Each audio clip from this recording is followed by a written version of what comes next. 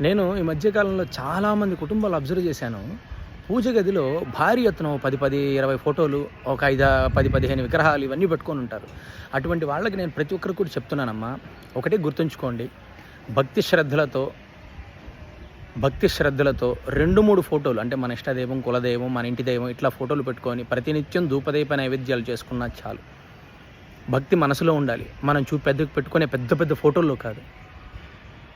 భక్తి మనసులో ఉండాలి. ఎందుకు చెప్తున్నానంటే, ఒక గెస్ట్‌ని మనం పిలిస్తే మన ఇంటికి ఎలా అయితే ఉపచారాలు చేయాలో, మార్నింగ్ బ్రేక్‌ఫాస్ట్, డిన్నర్, లంచ్ ఇలా చేయాలో, దేవతామూర్తులు కూడా అంతే.